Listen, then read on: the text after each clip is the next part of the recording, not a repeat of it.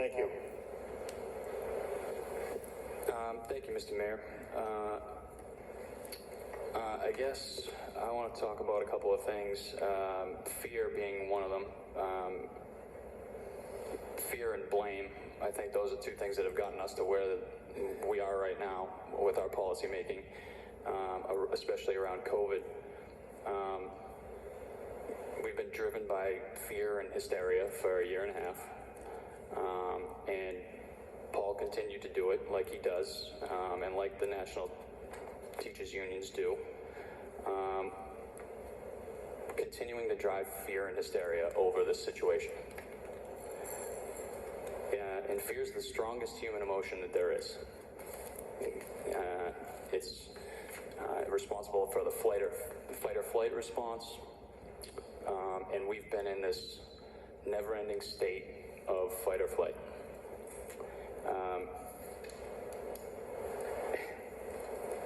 Some people react by, fighting. Some people react by fleeing.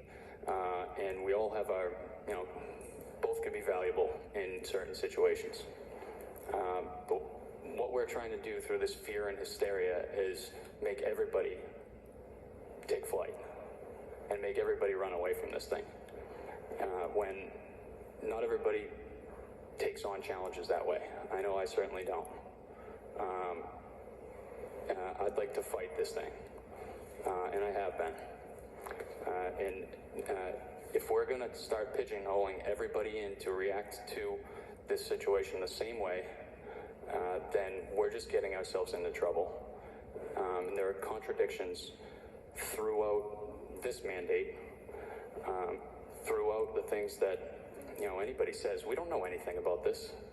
Paul seems so sure that the Delta variant is more dangerous for little children. Well, those are all the talking points out there coming from the National Union and stirring more hysteria.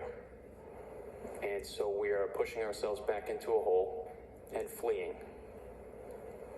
And that's how we're reacting to fear right now. And doing this for so long, now it's turning into the blame game. Well, I guess it's not turning into, it's been that way for a long time. And this notion that my health is everybody else's responsibility is, not a psychologically healthy way to think. I think any therapist or psychologist will tell you that learning that you can't control everybody else's actions or words is a big part of having a clear mind and thinking straight. Everybody else's actions are not responsible for your health. You're responsible for your own health. You're responsible for the protection of your own family. That's the way that we need to be thinking about this. I mean, all it causes is division. We're trying to tell everybody how to handle it and force it down their throat. And we're just playing along. I don't know who actually makes the decisions around here, but, I was expecting that the school committee was going to have some sort of discussion on it. The superintendent would have his own personal opinion on it and would make a decision. Well, the day before this meeting, the Board of Health and the city jump in and make that decision for us. Totally based on fear and hysteria, because they can't make their own decision. I don't even believe that everybody thinks that this is the way that we should be going. But they cannot get past the berating and the blame and the negativity that's going to come in their direction if they choose that path. We're still talking about masks. This is 2 years. We've been doing this to our kids for 2 years. And we're going to bring them back in the hottest time of the school year. September is now the hottest time of the school year. It's basically an extension of summer. We're going to put masks on their faces. We're also going to divide. We're talking about vaccinated and unvaccinated people, treating them differently and quarantining them differently. So we're going to send them into school with a mask on, effectively muzzling their communication. never mind the kids that have disabilities involved with communication, or forget about anybody who has hearing problems. You can't read lips that way. And we're going to put them into school, demanding they wear a mask, and then we're going to subject them to testing regularly.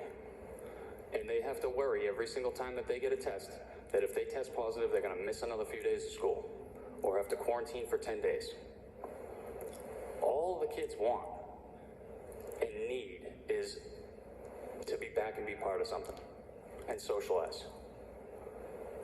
Just a few days ago, like Dr. Boyd said, we had 4,400, is that a close number, of summer school? 4,700 students in what seemed to me, and from all reports, was a pretty effective summer school campaign with completely optional masks. And we're still here. All the kids are still here. They probably had the time of their life. And I'm beside myself that nobody else can stand here and say, we're going overboard. Because it's all driven by this fear and hysteria and fear of the mob. That you're going to be called a baby killer, or you're going to kill grandma, or, you know, any of the other insanity that I've been called during this last year and a half. I got a few questions. We don't have any end date on a mandate. We're just, and I know you touched on it, but nobody seems to care about that. The numbers in the city are below the thresholds. Maybe Mr. Hall, even just with a nod, that we were talking about last year for being in person. I don't even think they're anywhere near it. We don't have an end. So we're just saying masks for, like, you know, some crazy amount of time. And, you know, and I guess next Monday is when it's going to be really bad, because it's this, you know, random date that we're just setting for masks. Like, next meeting, we're going to have masks on in here. What happens if I don't? Is there going to be any repercussions for it? What happens if a student refuses to wear a mask in school? Are we going to take them out of school? How about a staff member? What if a staff member says, yeah, I'm done with this. I'm not wearing a mask in school. We're going to arrest them?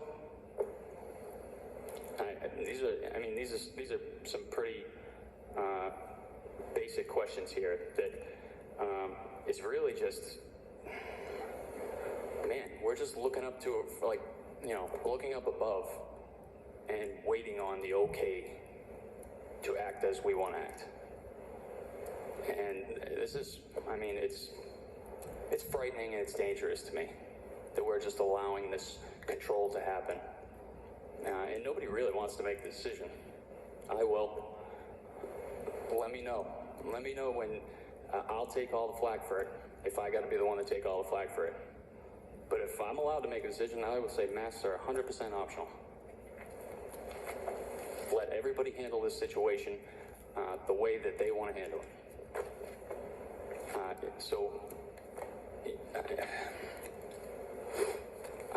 I guess one thing that I think should be a concession is that any type of physical activity or physical education can be exempt from these mask policies. Because if we really want to, you know, nobody's really thinking about how we're going to get out of this, because we're all just thinking based on fear. Well, if we want to do what's best for our kids, we should get them in shape.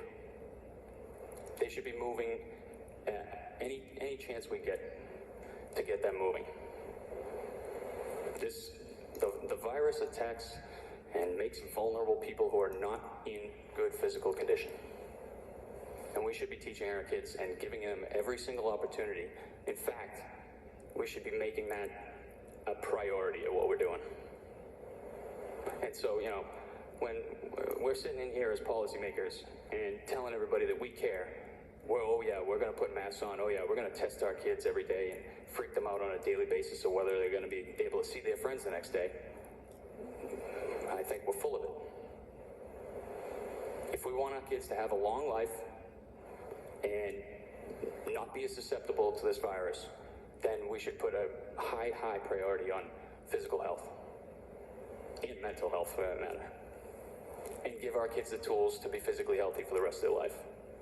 I think this is all just a show, this masks and testing stuff, and I don't think we do really care if this is the way that we're going to go about it. And I think we need to get some guts. We need more people around here with some guts to be able to speak the way that they actually think. Thank you. Anybody else?